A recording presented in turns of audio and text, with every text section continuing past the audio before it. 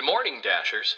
In light of recent events nationwide, I want to talk about the importance of wearing protection. We all know the excuses. I can't keep it up with one on.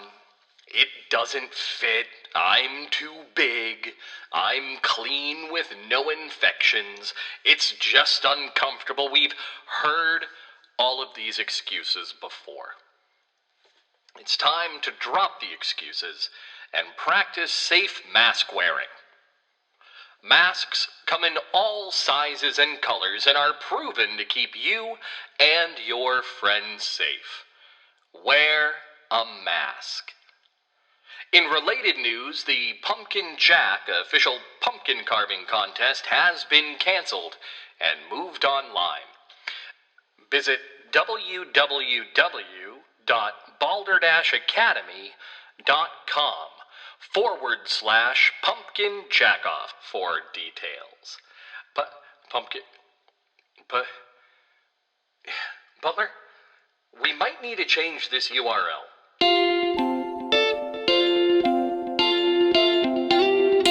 Oh hell, we're on a roll. I like this. This is fun. Let's do one more. Balderdash. Balderdash. Finish video. That's my favorite. Balderdash. Good for recipes. Holy moly! Balderdash.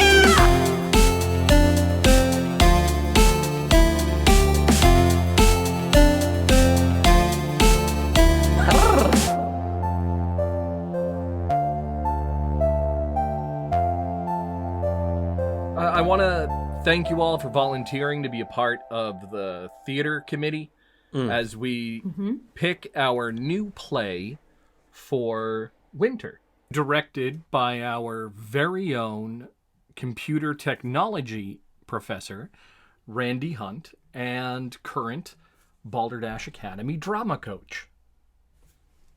And I have a bunch of suggestions.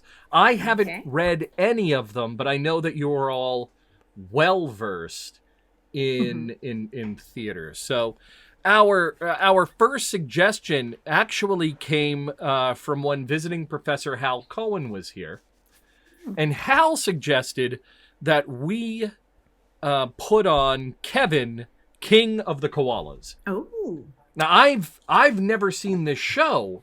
But Steve, I understand that you directed it at another school. Could you tell us about the show?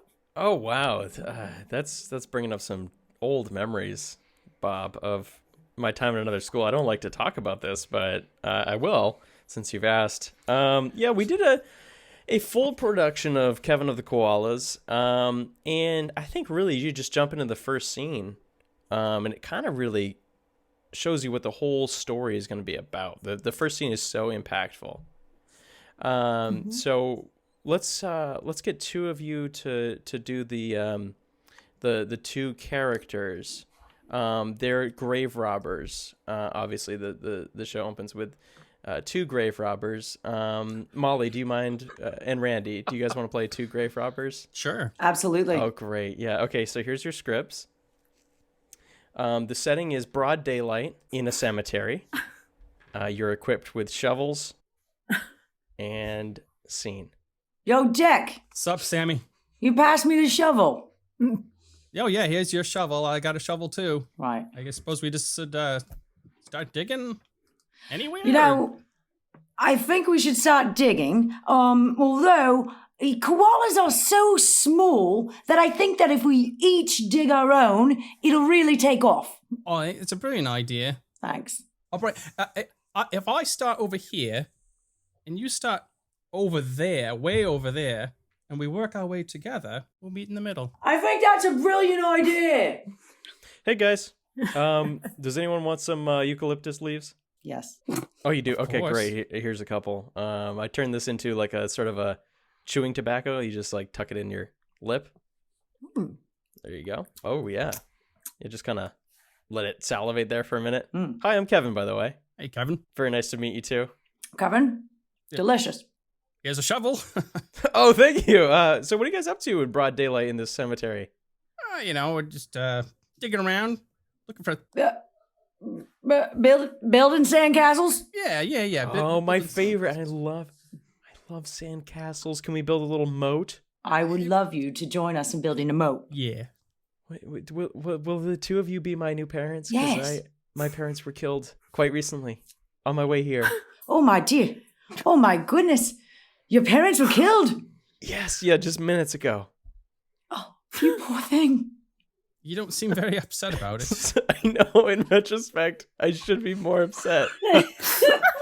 It's just shock. I'm sure it's shock. Wait a minute. What's on your paws?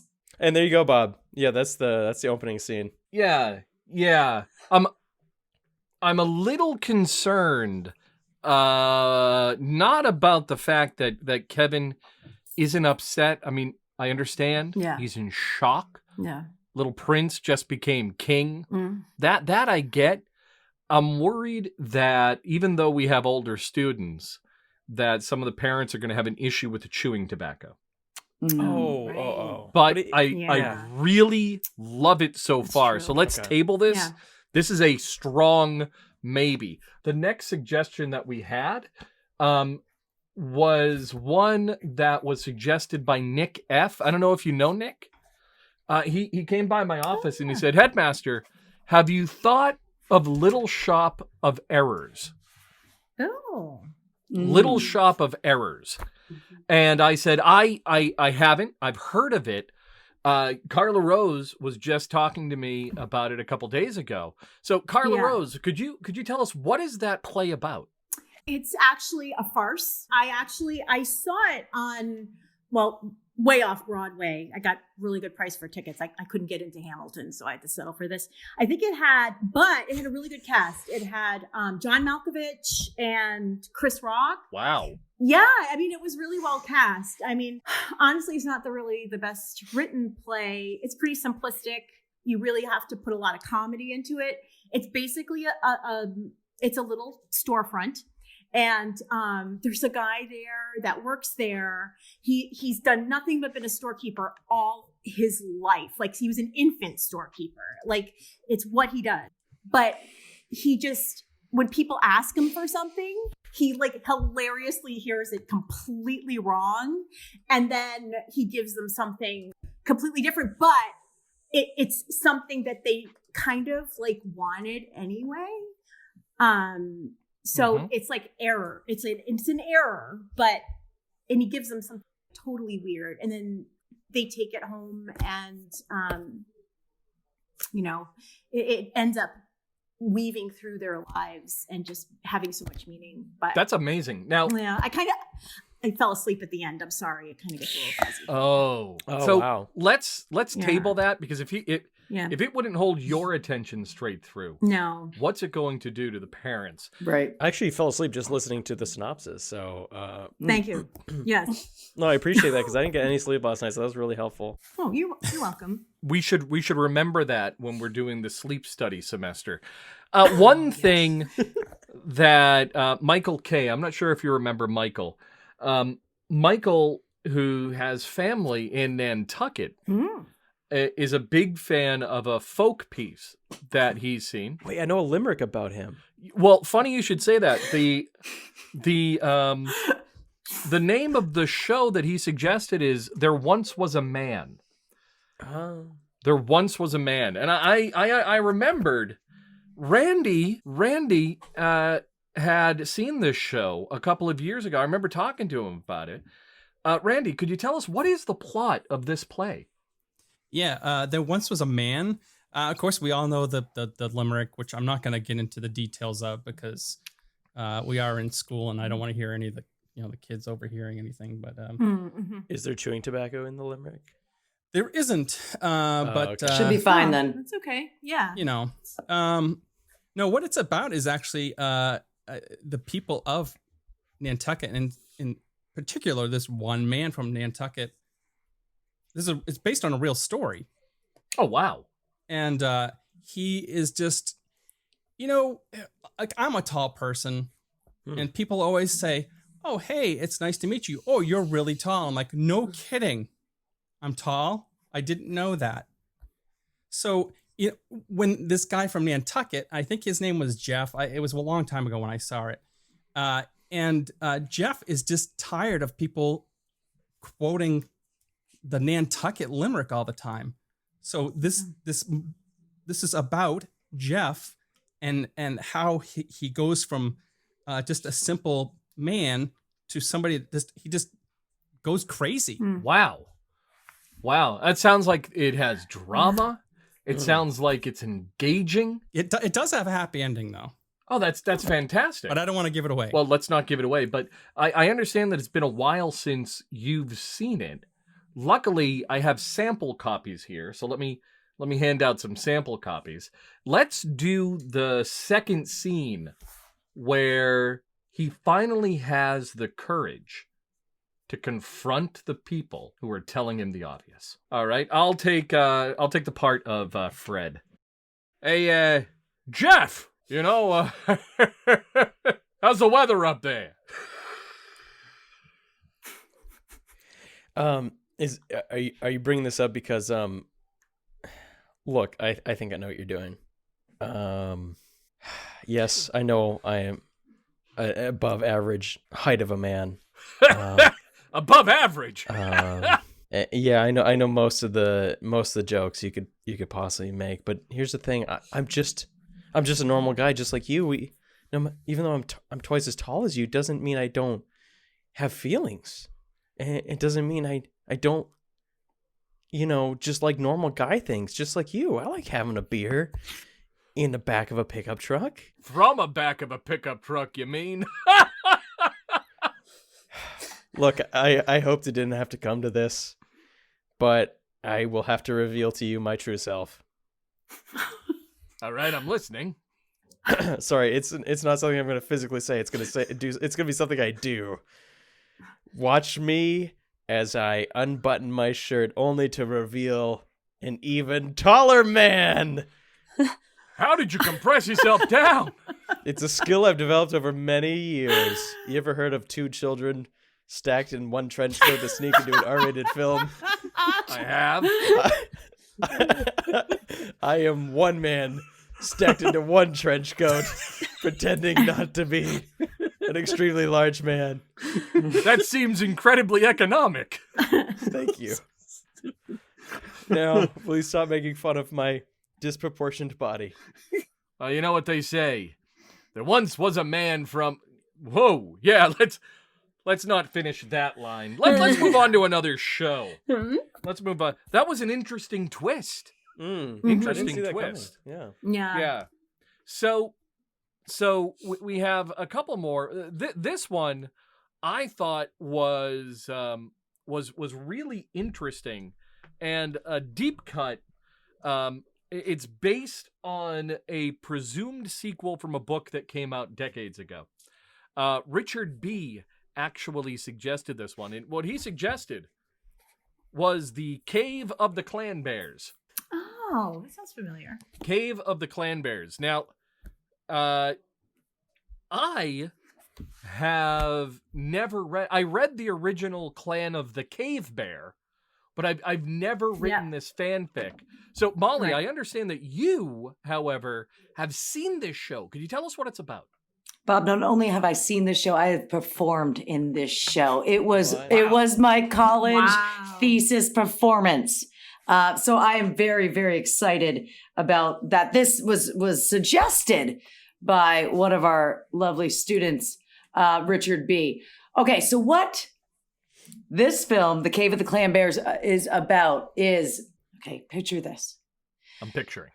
You're in a cave. It's dark. It's damp. You don't know what's in there. You're looking around. But all of a sudden, the faint sound of bagpipes come from deep inside the cave. That's not right. That's how it opens, right? Okay. So setting the scene, very moody, dramatic show. As it goes on, turns out the Clan Bears were the Scottish Care Bears. But they were ostracized by the Care Bears because they didn't want a Care Bear shine or share or Care Bear share. And so the Clan Bears and the Care Bears had a riff. And it's the story of that riff and how the Clan Bears went on to have their own Scottish Care Bears. That's amazing. It's deep. It's dark. Wow. It has some dark humor in it, which is really why I like it. So you said that there was a scene in which the Clan Bears and the Care Bears meet. Yes, it's a very dark humor scene. It's very Martin McDonagh. You know what I mean? Yes. So I actually hold on a second. I have this in my filing cabinet. Wow, that's fantastic. Yeah, I carry it around with me all the time. Okay, so here are a couple copies. Thank Professor Green, Professor Stuart Harmon, and Professor LeBlanc. I'm going to have you three do the initial part of this scene. Now remember, there's a lot of tension here, so really get your feelings in it. Go for it.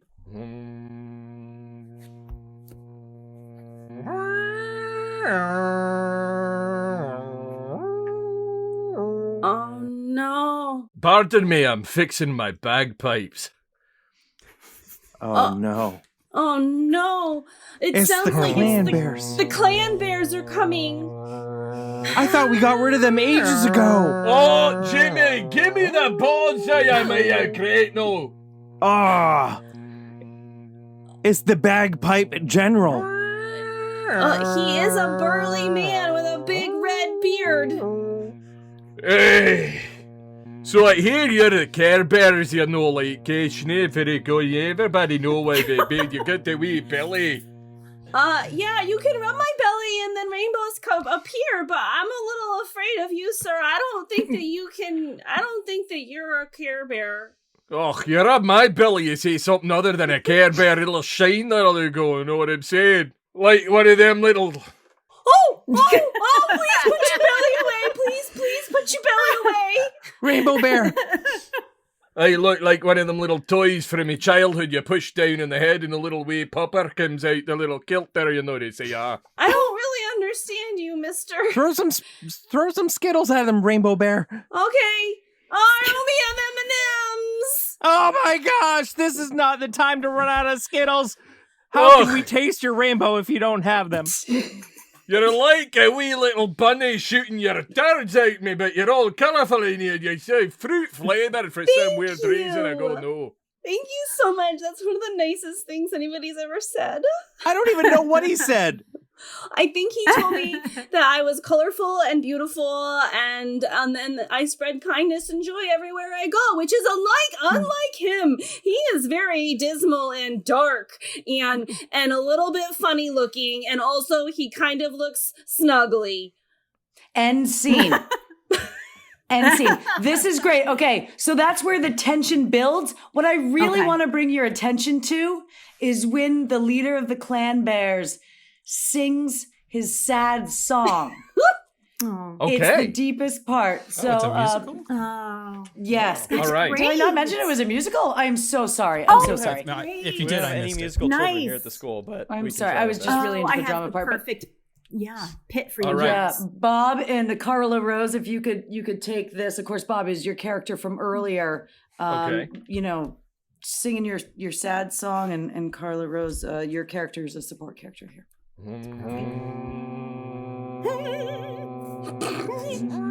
Here I go, and I know I rożny hello. Like I out on my lane.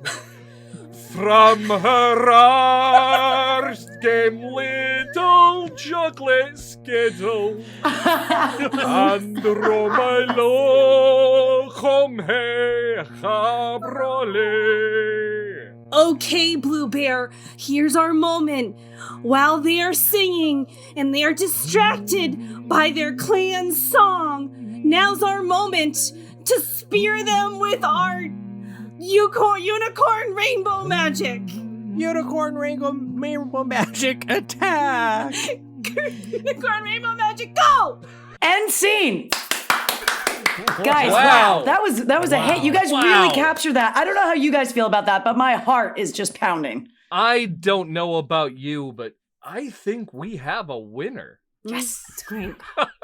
So what we'll do is we're gonna break. We're gonna come back. We're gonna read through the script. All right. Thank you all so much.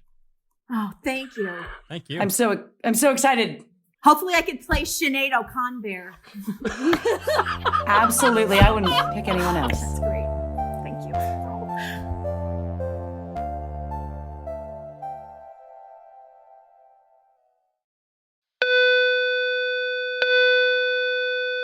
Good afternoon, Dashers. Could the faculty please report to the Teachers' Lounge for the faculty meeting on Halloween safety? This meeting will begin with the letter Y. You all seem so festive. Let's start the meeting.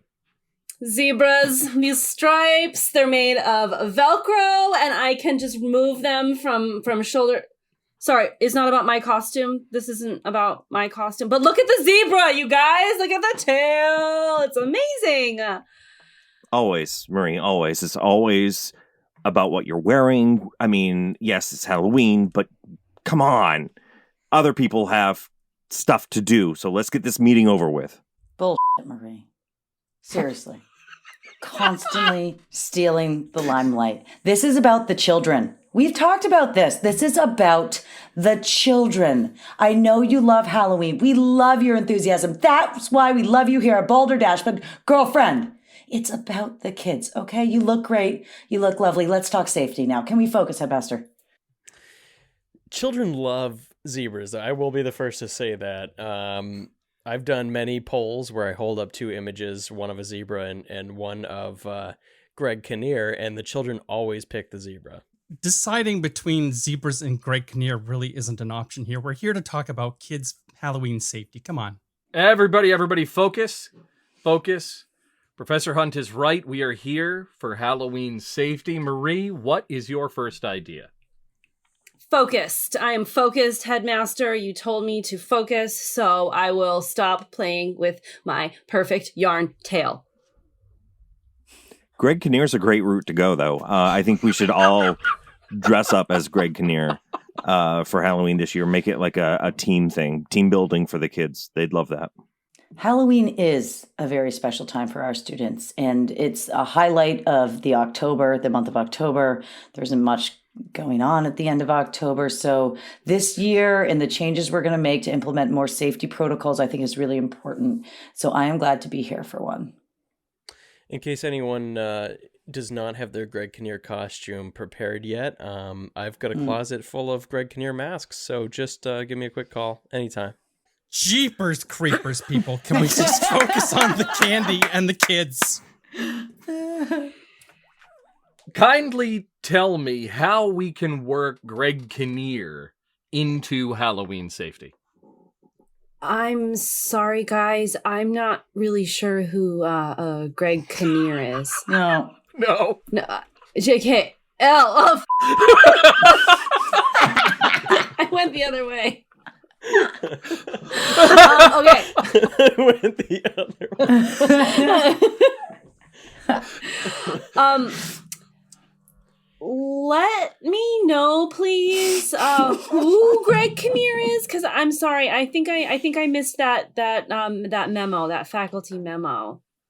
Most people know who Greg Kinnear is because he's starred in many things. He was the host of Talk Soup for a while. He's done Proof of Genius, which is an amazing movie about how he invented the character invented the windshield wiper, and also he was half of I'm Stuck With You with Matt Damon. Like they played conjoined people.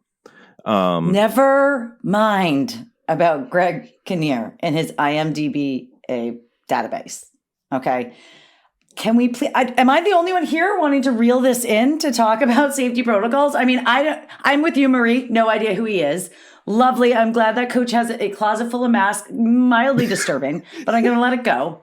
Can we please focus? I mean, I have a motto submission contest to get to here. Oh, Nate, one of the movies you forgot is the one where Ricky Gervais is a ghost and kind of haunts Greg Kinnear. I can't remember the name of it. I think it's called Ghost Town. But definitely I recommend watching that. Please. Can we talk about passing out candy right now? I don't think we should do it.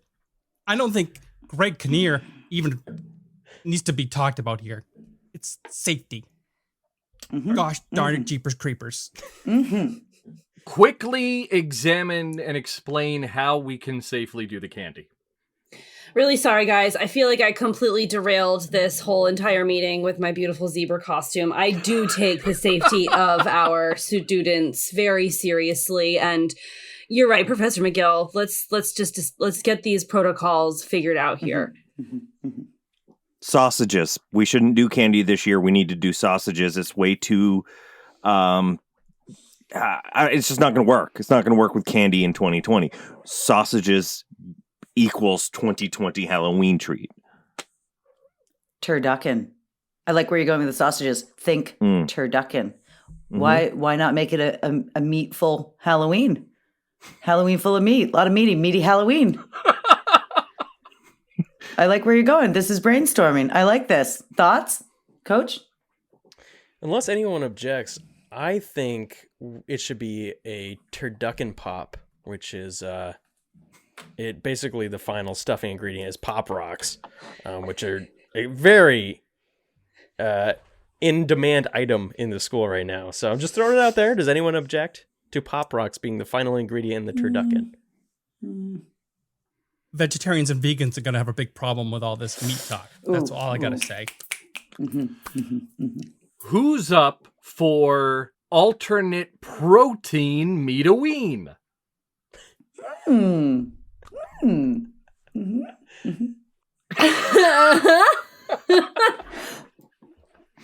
Xylophone! I can turn my costume into a xylophone. You guys, if I just like rearrange my stripes, I could just get two little sticky sticks, and then I'm a xylophone. I'm a zebra or a xylophone. You guys, this is a revelation. You always go to xylophone when you have an X. There we go. That's done. We're done, right? Sticky sticks. All right.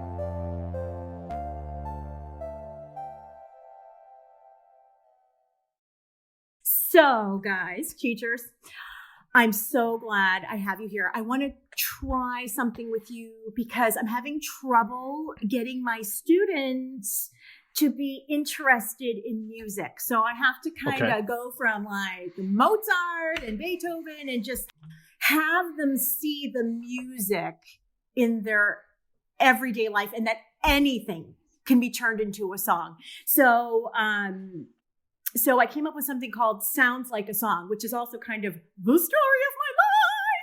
Everything reminds me of a song, as you guys, I always treat you guys to songs all day, every day. I know. Oh, yeah. You're welcome. So anyway, here's what I'm going to do here is I'll have like two of you guys start a scene. This is what I would do with my students.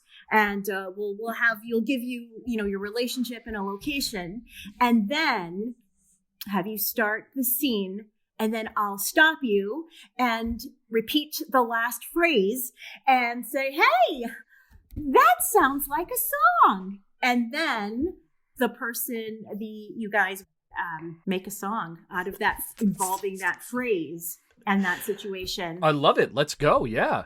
Life is a song, guys. That's fantastic. This is gonna be fun. How about Professor Hunt? Yes. And Professor McGill. Giddy up. All right. Okay, great. All right. Let's give them a relationship, guys. What do you think? They are Former coworkers. And they worked at like an ice cream shop in Delaware. In Delaware. I like it. Okay. You guys are former coworkers and you used to work at an ice cream shop in Delaware. Well, hey, Jeff? Sharon? OMG, Jeff? It's been really, really long time since I saw you last.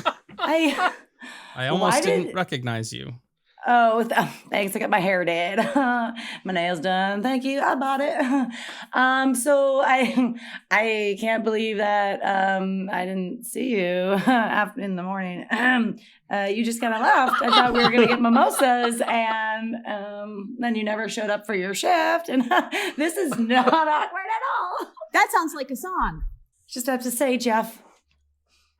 This is not awkward at all. I've been here before and I'll do it again.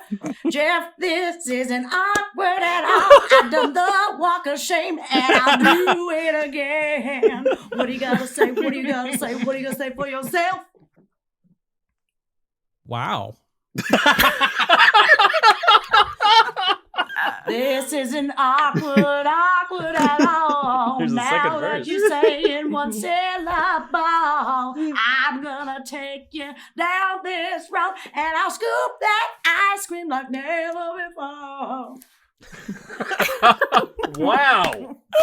Wow.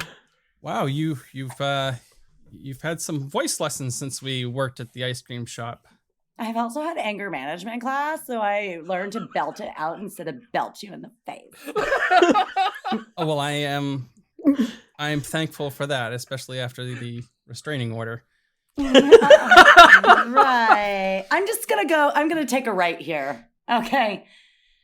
I'm gonna take a right because I probably shouldn't be within, I didn't even read it. What is it? 50 feet, 100 feet, 50 feet, 50, 550 feet, 50, 500, 5,000, 500. I will walk 5,000 miles.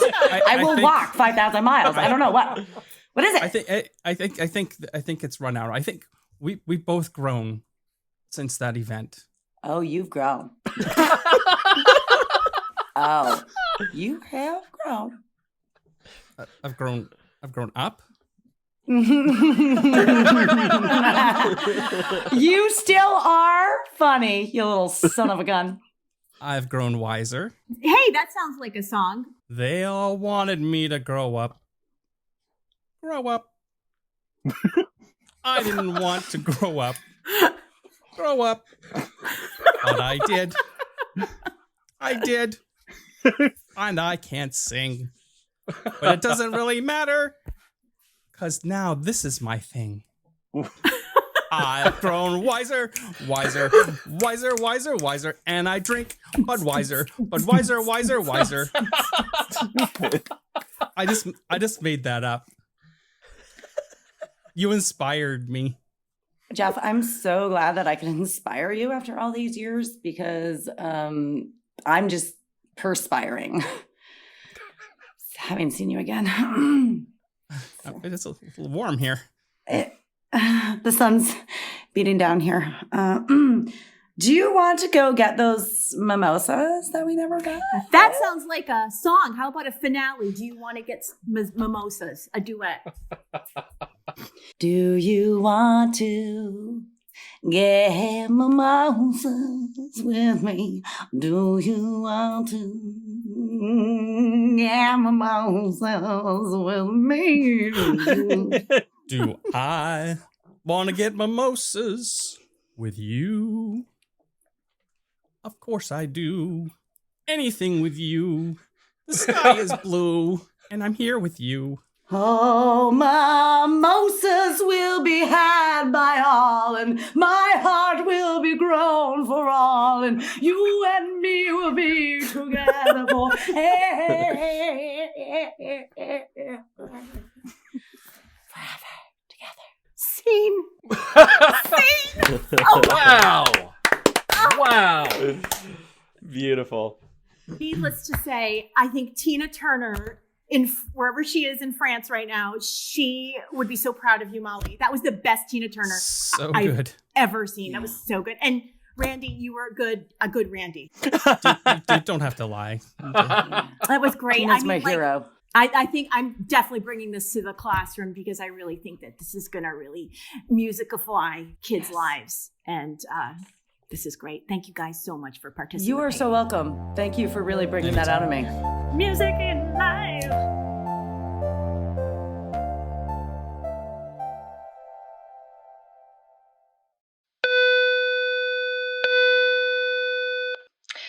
Greetings, students. This is your English language arts teacher coming in over the intercom to remind you that we'll be taking submissions for the new school motto contest today between 4th and 5th period. If you have a great idea that's going to boost school morale and put Balderdash Academy on the map, we want to hear from you. Come see me between classes in Building 7, past the green, past the Botanical Gardens, through Hall 27's chamber to Room 7, and submit your great idea. Don't forget to bring your public speaking skills we've been working on. See you then. Come on in. Who's first? Who do we have first? Hi, Miss McGill. Hi, I'm really excited to be here. You might remember me from earlier today in second period. Absolutely, Patrice. I am so glad that you came down to pitch me your motto. So why don't you hand it over, and I'm going to take a look here. Okay, I'm really proud of it. Okay, so here you go. Okay. The beauty of the sunset was obscured by the industrial cranes. Yeah. You want to tell me a little bit about your motivation behind that? I do. And, I feel like it's a motto for life as well as for Balderdash Academy. It all starts out beautiful and picturesque and like you're so inspired, you just want to paint it. And then all of a sudden things just sort of crop up and destroy your hope and your dreams but then you have to just overcome it. So yes, the beauty of a sunset. May I see my paper again, please? Yes, the beauty of the sunset obscured by the industrial cranes. Yes.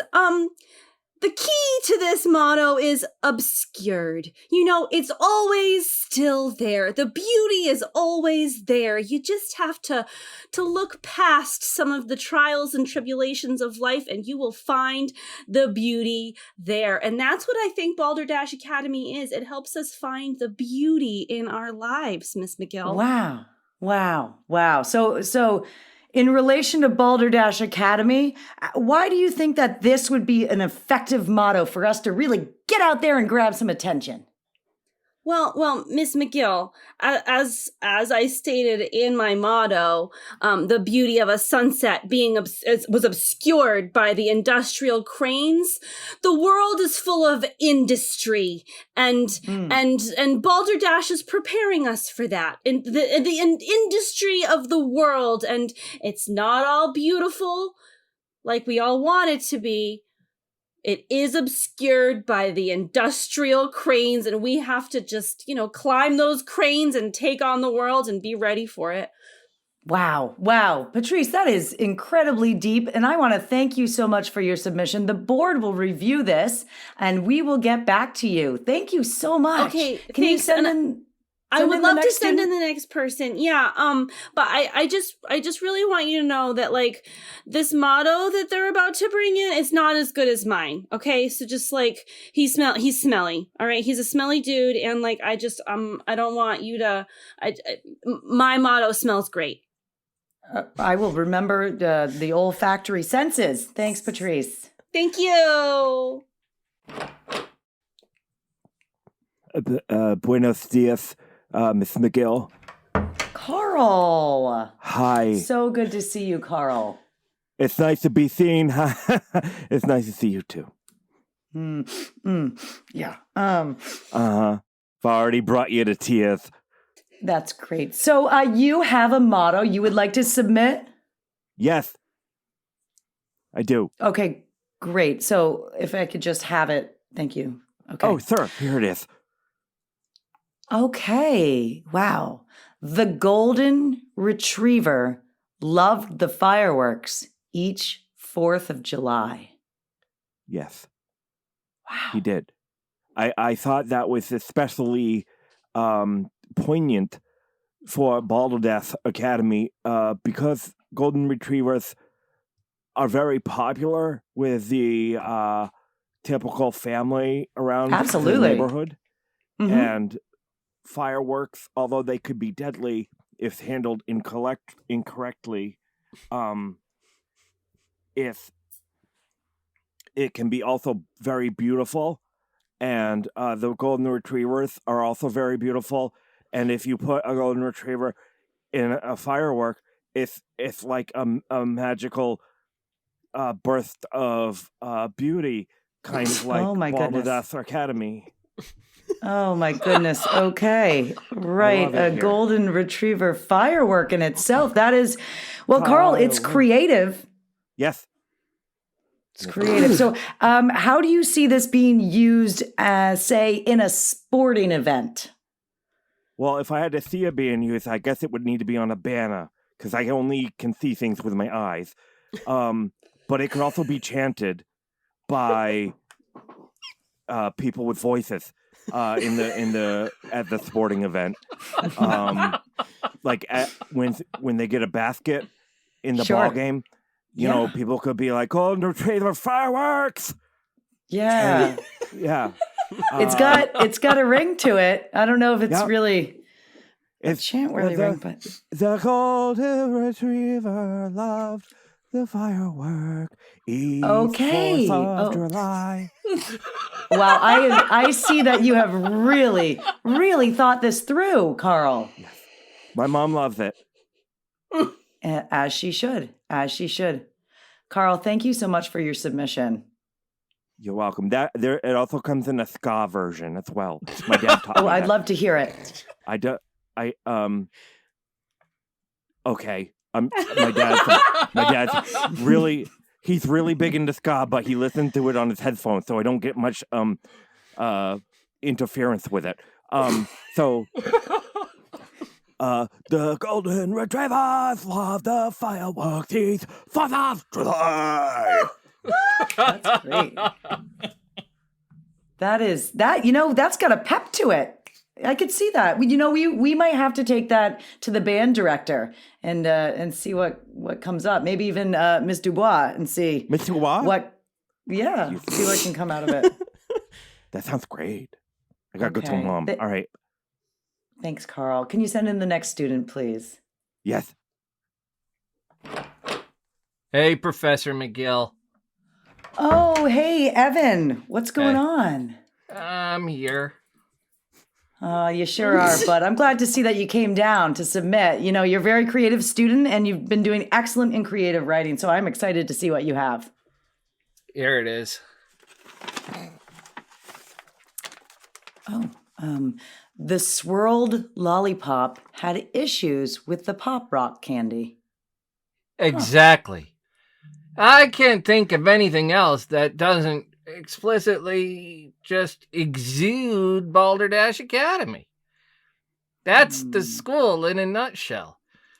The swirled lollipops of academics get picked on by the careless pop rocks of sports and humanity. Oh, okay. So there's a hierarchy there. Well, of course there is. And really, if you think about it, it makes perfect sense. Some of us are slightly moist. Those of us who are moist are like the swirled lollipops of the school, and when moisture comes into contact with pop rocks, they explode. Just like when we come into contact with the sports personnel under the teams in the school. The next thing you know, sure. The novelty may be fun. You may have a little bit of happiness in your mouth, but the next thing you know, Mikey's dead from eating a bag of Pop Rocks. Evan, I feel like this might be personal to you. Is there something that you want to talk about or talk through? I enjoy lollipops. Okay. Is all I'm saying. Look, what I was thinking, we could have tie-ins with the school store. For example, we could sell swirled lollipops in the school store, and in a bout of solidarity, we could ban Pop Rocks from attending any school functions. Oh, well, I love the merchandising idea. I'm not so sure about the exclusion, but all great ideas have quirks to work through. Thank you. So just one question. How do you see this working on, say, stationery? On stationery, you have the school crest, and then right in the middle of the crest is a swirled lollipop. You can have the swirled lollipop be purple and gold, and Pop Rocks will not appear anywhere on the stationery in case maybe you have sweaty palms and maybe you handle the stationery too much. Next thing you know, the stationery is blowing up in your face for no reason at all, just because you're slightly moist. I mean, give it a break. Some of us don't have good genes. Oh my goodness. Yes. Well, I can tell that there is a lot of emotion behind this submission. And I can feel that passion. And also a lot of uncomfortable situations. Thank you so much. And I will definitely take this to the board and we will discuss. Why don't you send in the next student? McGill. I'll welcome. send in the next student. Hey, Mrs. McGill. How we doing? Oh, hey, Tommy. How are you? Hey, I'm okay. I figured I'd stop in, just kind of get a feel on how my motto is doing with the board. See Tommy, if there's anything I could do to kind of bump it to the top of the line kind of thing. Sure. I am really happy that you came. I know that you were kind of on the fence about it. You haven't actually submitted your motto yet, so why don't we make that official right now? Oh no, what did I submit? Yeah, I'm not sure. We can, because in one hand I had the motto, and in the other hand I had a package of Pop Rocks. Oh, okay. Is there any chance I just submitted a package of Pop Rocks? You know that what? would be super embarrassing if I did that again. It probably would be. Tommy, go ahead and let's formally submit it. Can I have your paper? Okay. Sure, here you go. Okay, let's see what you have. There were whiteout conditions in the town. Subsequently, the roads were impassable. Oh, wow, yeah. Yep, that's what I submitted. Wow. So Wow. if you have any questions, I mean, it's pretty straightforward, but, I'm happy to answer Tommy, questions. I have a few questions. Can you tell me how this encapsulates our school and our school goals and values? So really, at the end of the day, we're all just hoping for a snow day. So I figured this kind of presents itself like, hey, maybe we'll have a snow day today because the roads are impassable. Therefore, we can't get to Balderdash Academy, other than the children that sleep in the dormitories. But they deserve a day off too. So I thought, what thing do people at Balderdash Academy love more than a snow day? Literally nothing, except maybe Pop Rocks. And so I said, let me just steal the news bulletin from last year when we had a bad snow day, and that will be the school motto. Are you saying that you plagiarized, Tommy? Well, it's not plagiarism if it's beautiful. I don't, Tommy, I don't know how that would really hold up in court. But right now, let's just use it as a talking point. We're gonna put a pin in that. Okay, we're gonna come around to that back. Okay. So when you're talking about whiteout conditions, sure, yeah. What comes to mind? What part of Balderdash educational services and facilities does that represent? The whiteout conditions are obviously the kitchen, because it is full of flour. They're constantly baking delicious breads and confectionery creations in there, and the air is just constantly full of powder and sugar and flour. And look, if you've never been down to the kitchen, right about like 10:45, that place is powdery and white. I definitely recommend you take a quick, we call this the kitchen dash, and what you do is you start at one end of the kitchen at 10:43, and you have to basically make it to the other end, out the other door by 10:45 without being caught. Wow. And really, by the end, you're just covered in sugar and flour. And well, doesn't that sound like a fun time? And then you just mix in a couple Pop Rocks, and you got yourself a fun afternoon, let me tell you. Wow, my goodness. One last question, Tommy. Sure, One last question. Anything for you, Mrs. McGill. Thank you. I appreciate that. When you say the roads were impassable, Sure, yep. what obstacle are you speaking about? It's so metaphoric. Yeah, I mean, it's also literal because I took this from a news bulletin. I see. Yeah. But it is also metaphorical. And of course, the roads being impassable is alludes to your class, unfortunately, which I've had trouble passing. As you've noticed, this is my 5th year trying to pass your class. You're like the little engine that could. Thank you so much. So here's to your number 5, and hopefully we get this one. Okay, great. Well, enjoy. It's 10:42, so you better get down to I the gotta kitchen. go. Sorry, bye. Yeah. Okay. Send in the next person. Yep. Hey, Miss McGill. Oh, hello, Elliot. How are you? I am great. Thank you so much. And I am so happy that you are joining us today. I am looking forward to your submission. I know that we've talked a few ideas through, so I'm really excited to see what you got. Did you feel like it came together?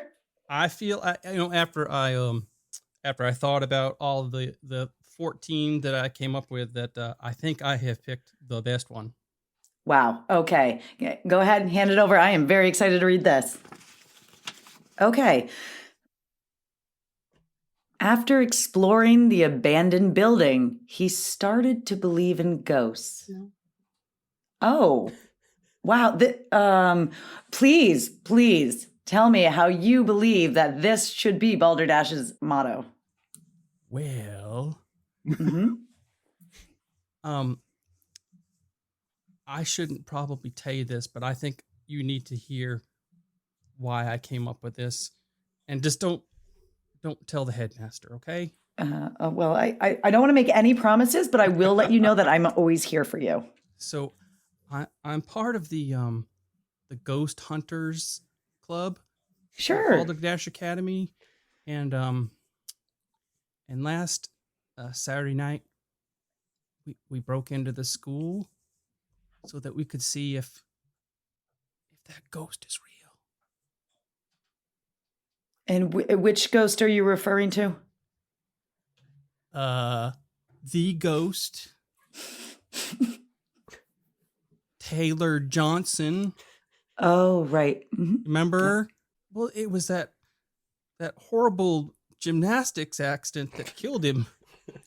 Right. Mm-hmm. He didn't tragic. make it over the thing you jump on the trampoline and you vault over the vaulty horse. thing. The horse. That. Yeah. Mm-hmm. He made it over, but then he hit his head and it didn't go You so know, well. can we just have a moment of silence for TJ? Oh, sure. Thanks. Okay, so after exploring the abandoned building, he started to believe in ghosts. So you're really pivoting this off the history of Balderdash Academy then. So anyway, the club, we broke in. I'm sorry, we broke in. We didn't break. We didn't break anything. I'm using air quotes. We didn't break anything. Right. But we went down to the gym, and we didn't turn on any lights because we didn't want to raise any suspicions by people next door. Better to hunt ghosts that way too, I bet. They don't like light. So anyway, we went down to the gym and we found where the horsey thing we believe it was at the time. Mm-hmm. And we got all of our equipment out. And Jimmy had this app on his phone, and I don't know how it works, but it detected some activity. Wow. Anyway, so after all of that, we saw Taylor. We saw him. You did? Yeah. So after all that work that we did, mm-hmm. How could I not believe in ghosts? He was right there in front of me. Sure. And so you feel that bringing in that experience and the history of what happened to TJ, God rest his elastic soul, is that this is the best motto. But how is this going to position us against our competition across the lake? Well, I don't think they've had any tragic accidents at their school. Oh, that's probably So true. they don't have any ghosts. We've one up them on that. Yeah. Well, you know what? That is bright thinking. That is bright thinking. Really Thank you. taking our Thank you. advantage. Yes, and using it. Okay. And mascot wise, what do you think? Oh, I don't know, like maybe the headless horseman type of thing. We could do a little twist on that, maybe. Since it was the horse and he hit his head and it didn't go so well. Oh, I see what you've done. I see that. That's creative. Creative thinking. Yeah. So like a crusader with a headless horseman. Okay, so going really dark and scary. Yeah. Okay. That's great. Thank It's you got so nothing much to for do your with the dasher, but I don't know. Yeah, thanks so much for your submission. We will definitely review this and take it to heart. Thank you, Miss McGill. You're the best. Okay, thanks so much. Bye-bye now. Wow, I'm glad this is the first round of submissions.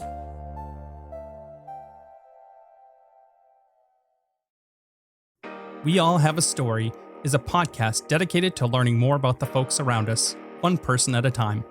We'll chat with accountants, bus drivers, entertainers, novelists, beekeepers, piano tuners, booksellers, artists, and more. Check out We All Have a Story using your favorite podcast app or service. Good Coach, Professor Hunt, Professor McGill, Professor Stuart Harmon, Professor Green. I am glad you are all here. I need more advice. I came across a great story. It is Maine related. It's about a soldier in the early part of the 20th century. Wow. Who became a bank robber out west. So the gentleman's name in question was Elmer J. McCurdy. And Elmer McCurdy was born in Washington, Maine. He died in Oklahoma. So what happened is he was born in Maine. He joined the Army. He was honorably discharged from the Army. He was assigned in Fort Leavenworth as a machine gun operator. Again, he was honorably discharged from the Quartermaster Corps in 1910. From there, he made his way to Kansas, where he met another Army friend. So shortly after, he went to Kansas in November 7th.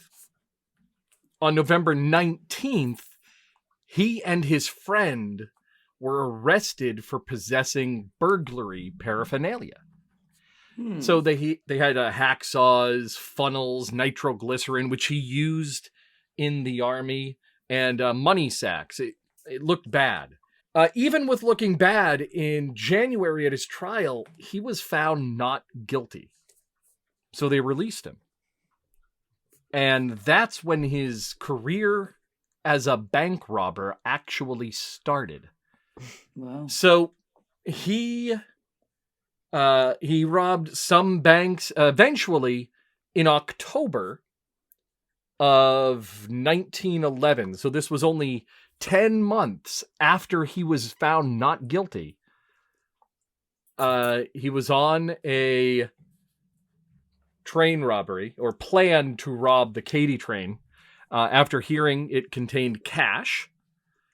However, McCurdy's men stopped the wrong train.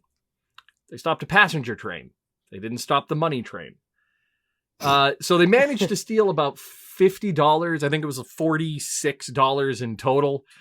A little bit of whiskey, a revolver, a watch. And the newspaper called it one of the smallest robberies in the history of train robbery. And McCurdy was really disappointed. So he began drinking the whiskey that he stole. And by this time, he also was ill with tuberculosis. He developed it working in the mines. He had a mild case of pneumonia. He had trichinosis because earliest 20th century, you get trichinosis from looking at a pig wrong. So he stayed up drinking with some of the ranch hands and fell asleep in the hayloft in the morning. Now, unbeknownst to him, he'd been implicated in the robbery, and there was a $2,000 reward for his capture. So early the next morning, a posse of 3 sheriffs showed up using bloodhounds, tracked him. They surrounded the hay shed, waited for daylight, and about 7 o'clock, they were standing around waiting for him to come out when somebody fired a gun. So it missed the sheriff, but they're not going to sit there and be fired upon. So they returned fire. Eventually, he was killed. That's not the end of his story, all right? So we're going to move 60 some odd years later to the $6 million man. So the $6 million man was filming scenes for their episode called Carnival of Spies. So they needed a prop. So during the shoot, prop man brought in a mannequin and hung the mannequin from the gallows. Now this mannequin was on display. They got it from a carnival that had this mannequin hanging in the funhouse for decades. Well, halfway through filming of the $6 million man, they broke the mannequin and saw his bone sticking out of the broken arm. Oh my goodness. It was McCurdy. No. So. Macabre. McCurdy is macabre. So, McCurdy macabre. Apparently what happened is McCurdy was hung as he was purchased. He was shown around the West as an outlaw. He was embalmed, and the embalming was so good that it mummified him. So he was purchased as a freak. Oh my God. In a freak show. Eventually, people forgot it was a real person. They thought he was fake. No. They thought he was a wax dummy. They ended up repainting the wax dummy. And hung him in the funhouse. So he got hung multiple times. Multiple times. So now here's the problem. This is a really macabre story, but it's a story with an interesting twist, and I think the kids, my students, are going to love it. But I need to know what would be the better angle to display this. Should I present the early part of his story, or would his discovery during the 1970s show The $6 Million Man be the better angle? And that's where you come in. I was hoping that you could show me which side would be the better way to present it. His early life, or do you think it would work better doing the discovery from the 1970s on? I have no idea. It's such a bizarre story. Yeah. Perfect for Halloween, though. Good lesson plan. Well, Headmaster, I think you'd be remiss if you weren't explaining the entire story of this notorious robber from beginning to end. You know, I think it's your responsibility that they hear both parts of this tragic and horrific tale. And I think that me and your and these wonderful fellow faculty members, we could probably help you bring that to life for them. That's fantastic. Let's see it. Cut to 1911. Oh, Elmer, I just don't want you to go to trial. I believe that you're innocent, and as the love of my life, I just don't want you to go to trial. I don't want to go to trial either, but I'm innocent. And by golly, I'm gonna beat this. Well, honey, I do have a couple of questions about all of those money bags and the nitroglycerin that you have on your person. My dear, I have excellent answers for all your questions. So, hit me with your best shot.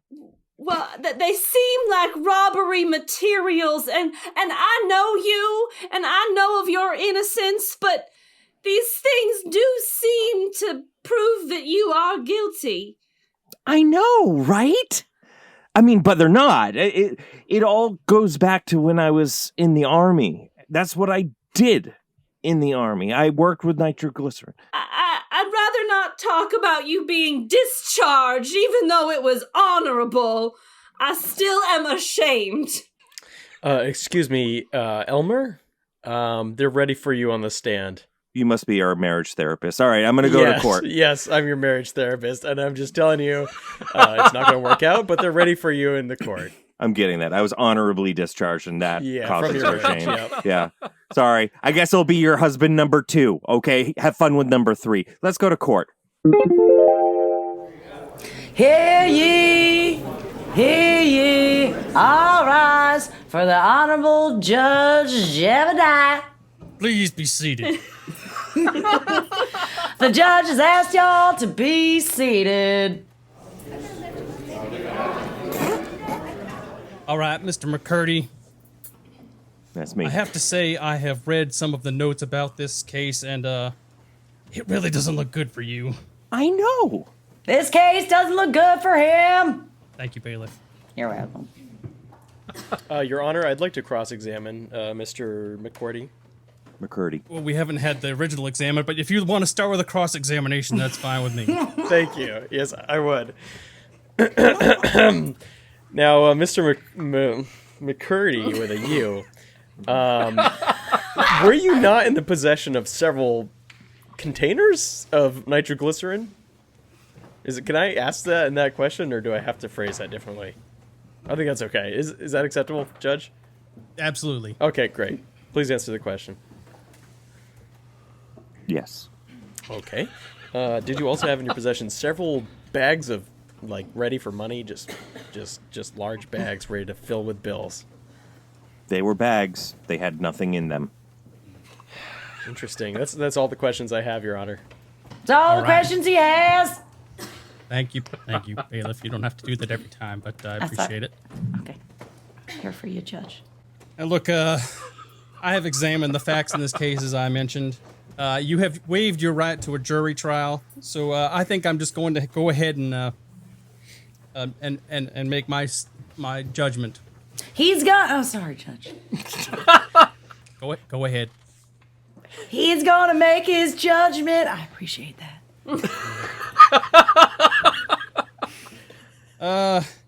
I believe that all this is circumstantial evidence. I find you not guilty. Thank you. Get out of my courthouse. Oh my god, did you hear about the smallest train robbery in the world? Wait, has that already happened in the timeline? It really wasn't even that big a deal. They only got $46. Where's my watch? Jump to the passenger train. Oh, my darling, my darling. I'm so glad to be going on this passenger train with you. We've been dreaming about this and saving up to go west for so long. Yes, but aren't you concerned, my darling, about the chances of armed robbery upon this train? Oh, darling, don't be so silly. This is perfectly safe. If they're going for any train, they'd be going for a money train. Whiskey! You're my money train. Whiskey! Oh, I'll have a whiskey, please. I've got your whiskey! Darling, shall we have a whiskey? I'll have a couple if you sit down with me. Is that a fresh shaved ice cube? Yes. Or is this one of those machine-generated ice cubes? Oh, dear, don't say that, honey. Oh, This train's not quite fancy enough to have an This is a ice stick-up. Oh, my goodness! Oh, my goodness. Take the whiskey! Take the whiskey! Here's my watch. Just take it. Okay. I have $1. I'll take that. That's fine. I have $42. 42. Yeah. I've got 4. Okay. I have a revolver Did that add in up my correctly to the shoe. amount? Revolver. Are those Doc Martens? Yes. I'll take those two. God damn it! And the revolver. This is super easy. Thank you. You look vaguely familiar, I must say. I used to be in the military, and I was never in court. So, guys, in the basket bag. It's a picnic basket, but it I don't has think I could fit in there. Not you. He doesn't think he can fit in there. I already have your watch. Bailiff? You're here. That's why you know me. Mr. McCurdy! No! It's you really Yes. did rob that place with all those nitroglycerin and bags. You know, guys, I feel really bad I'm holding you up. I'm just going to let you go, and I'm going to hop off. I have my horse right here. I'm just going to hop off. You guys keep going to your destination. Judge, thanks for the watch. Bailiff, $1. My dog bailiff, died. significant other, enjoy your trip. Thank you so much. enjoy yours. Could you Thank at you. least give me like a couple bucks back so I can buy another whiskey? Please, just Whiskey, a couple- whiskey girl, can you give him a whiskey on me? Oh, on the house, maybe? Oh, yeah, on the train? Yes, absolutely. I think we're Right. all gonna need a whiskey. And you know what? Thank you. You know, in the grand scheme of robberies, this went pretty well, I'd say. This did not go a big well. Deal. It's not too bad. Yeah, This did go thank well. you. You are a kind man, McCurdy. Here, have some whiskey. Take some of the whiskey with you. Billy, it was the wrong train.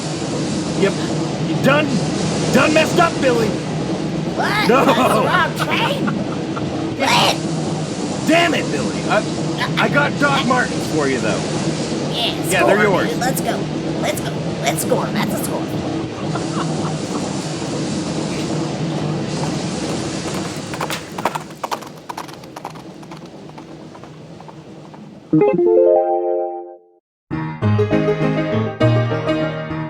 Welcome to Dina's Tavern, the finest booze in all the land served right here, all for the saddest people around. Ooh, the finest boobs! Woo! I said booze, sir. I said Oh, booze. booze. Higgins, look, there's a $2,000 reward on this man's head. And I think between the two of us, and maybe we call in Johnson and Fredrickson and Peterson, and we got ourselves a little posse, and I think we go and we wrangle up ourselves a $2,000 reward. What do you say, Higgins? Oh, sorry, Higginson. I think that's such a good idea. Okay, I think it's really great. Is there a hayloft up there? There is, yeah. Do you want to take a quick snooze and then sleep off the whiskey there, Higginson? I'm sorry, the Okay. hayloft is currently taken because it is actually occupied by somebody who just passed out real hard earlier today. They passed right out in that hayloft, and you know what? They seem to have a bit of a cough. You know that I'm always dear. worried about the. Oh, see, yeah, you can hear it all the way from the hayloft. There, that man is a sick man. Higginson, does that cough sound familiar to you? You remember the cough on the wanted poster? I remember. Does that sound familiar? It sounds a little familiar. All right, let's go check out that coughing man.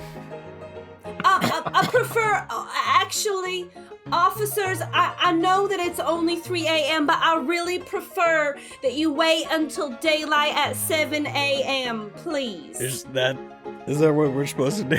Hey, boss, why don't you go round up, go surround the place, wait he'll wake up. He would just go in and take him. I agree with Bill Bob. That's a sound plan, Bill Bob. Yart. Man, we're gonna have to just go up into that hayloft there. Sorry, ma'am. All right, well, It has if to it's be a had. matter of the law, I will not stand in between you. Thank you, Let But me if we're just- gonna go early in the morning, I think maybe I could bring some sausage. It hasn't been cooked quite enough. Well, I'll eat that on the road. Okay. Okay. I hope I don't get trichinosis or anything. Y'all like you eat, you go chew that down, give a bunch of gold squirts. That's right, Bill Bob. Don't look at a pig the wrong way. All right.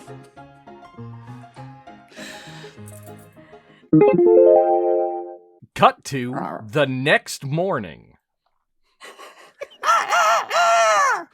All right. Well, let me unsheath my gun here, and hopefully it doesn't misfire. No. Yo, somebody go shoot us there, boss. Get go bang bang over my head, though. That's right, Bill Bob. It might go bang bang. Oh no! Did y'all hear that? There were several gunfire shots from the hayloft. Can anybody hear me? Is anybody Ma'am, there? get down, ma'am. Get down, ma'am. We're a man of the law, and we're gonna take care of this. Sheriff, we'll get our bloodhound, our trusty bloodhounds, to go sniff it out. Oh, yeah. Hey, Bill Bob, you got that bloodhound? There they are. Good boys. Go get them. Here's the sausage. Occupied. There's somebody in here. Sheriff, it's you. Nope. What do I do? Trying to sleep off. Sheriff! Oh, am I the sheriff? What do I do? Shit, I sorry, it was a recent promotion. I forgot. I was the assistant to the regional sheriff for a while there, but I'm now the sheriff. That's me. You know what? Let's get our money. Cut to 1976.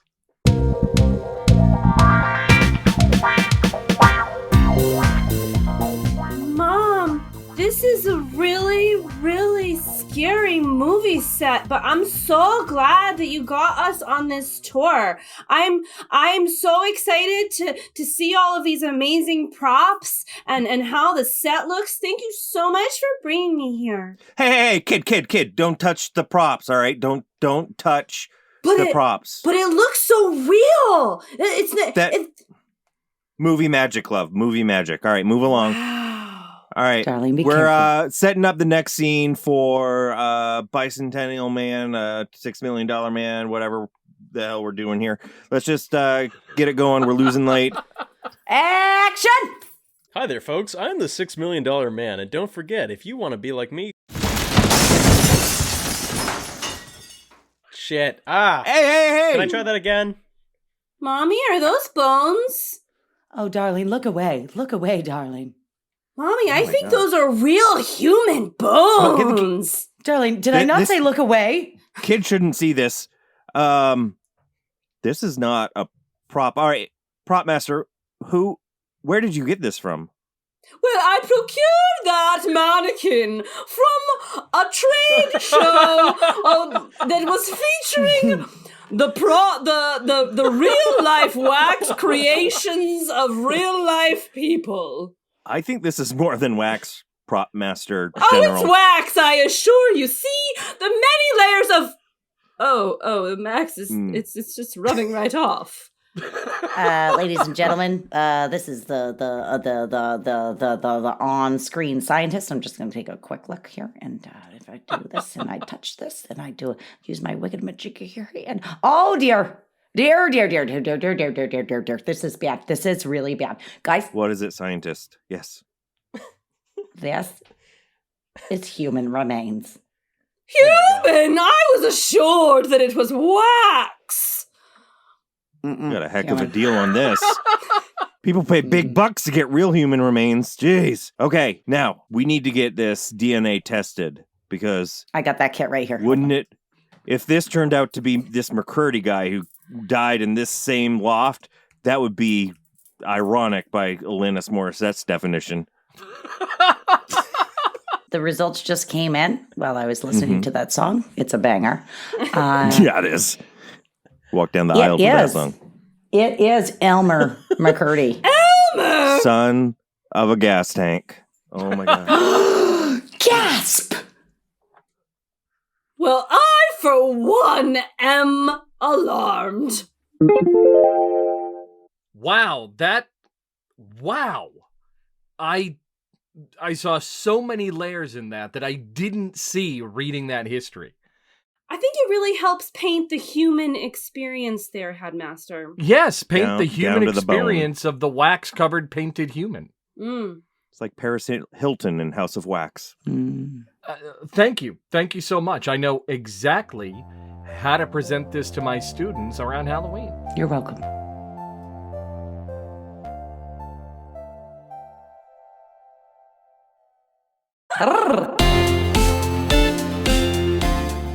Balderdash Academy's Teacher's Lounge was produced and edited by Bob LeBlanc. Theme music by Thinkfish Tank. Performed and written by Steve Corning, CarlaRose Dubois, Nate Green, Randy Hunt, Bob LeBlanc, Molly McGill, and Marie Stewart Harmon. Copyright 2020, Robert J. LeBlanc and Steve Corning. All rights reserved.